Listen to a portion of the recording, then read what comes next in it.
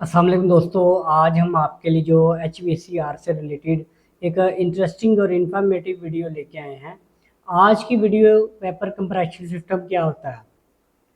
ये एक दोस्त ने मुझसे पूछा था कि यार ये क्वेश्चन अक्सर इंटरव्यूज़ के अंदर पूछा जा रहा है कि वेपर कंप्रेशन सिस्टम क्या होता है। तो मैंने जब उससे पूछा कि भैया आपने क्या जवाब दिया, तो डिफरेंट उन्होंने मुझे कहा कि कुछ लोगों ने ये जवाब दिया, कुछ लोगों ने ये जवाब दिया।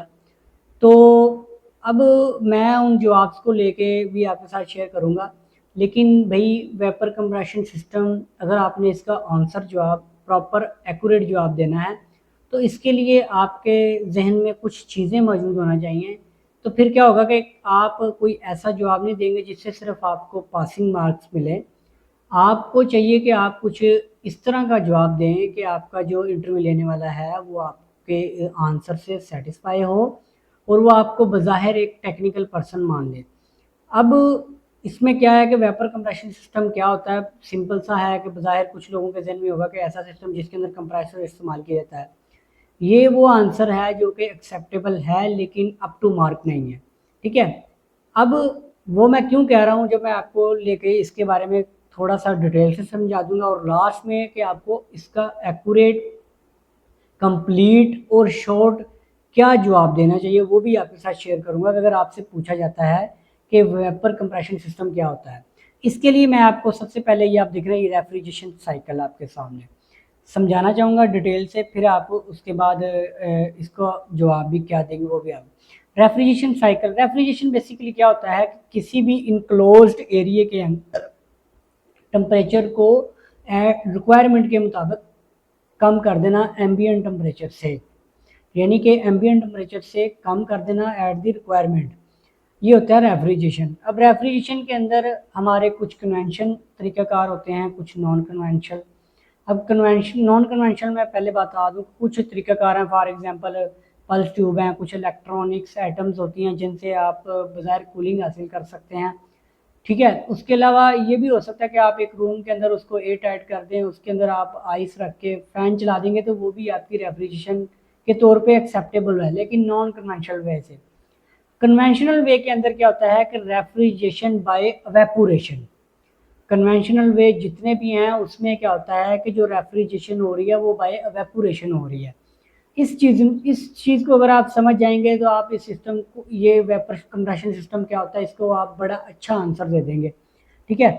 अब अवेपोरेटर के अंदर आपको पता है कि रेफ्रिजरेंट आपकी अवेपोरेट हो रही होती है।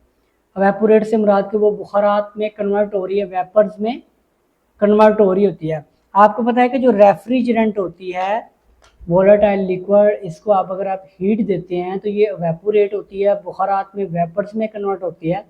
लेकिन जैसे ही आप इसको ठंडा करते हैं तो ये आपकी लिक्विड में कन्वर्ट हो जाती है। यानी कि रेफ्रिजरेंट की ये खासियत होती है कि इसको आप हीट देंगे तो ये वेपर कन्वर्ट होगी वेपर्स में, और इसको आप ठंडा करेंगे तो ये लिक्विडफाई हो जाएगी, लिक्विड में कन्वर्ट हो जाएगी।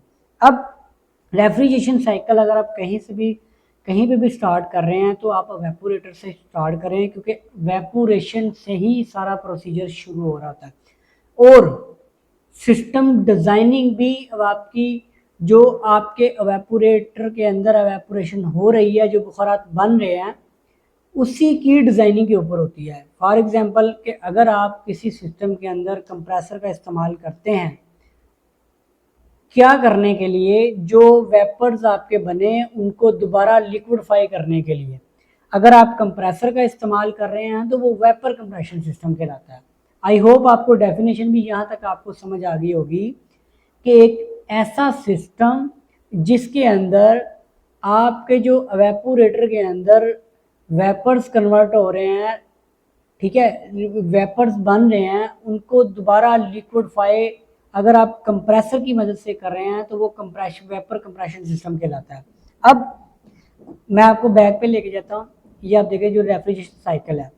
फॉर एग्जांपल मैं आपको एक बात करता हूँ कि अगर हम इस सिस्टम से कंप्रेसर को निकाल दें, इस कंप्रेसर को अगर आप निकाल दें तो आपकी रेफ्रिजरेशन या कूलिंग का प्रोसीजर पॉसिबल है। ज़ाहिर सी बात है सारे लोग कहेंगे कि नहीं, पॉसिबल नहीं है। लेकिन मैं कहता हूँ कि अगर आपके पास लिक्विड बहुत ज़्यादा पड़ा है, रेफ्रिजरेंट, ठीक है, गैस, तो आप पीछे से लिक्विड दे ही जाए, आपकी कूलिंग होती रहेगी, इवेपोरेशन होती रहेगी, ठीक है। लेकिन ये एक पॉसिबल चीज़ नहीं है, एक इम्पॉसिबल सी चीज़ है कि आप इतनी ज़्यादा लिक्विड ज़ाया करें या ये करें।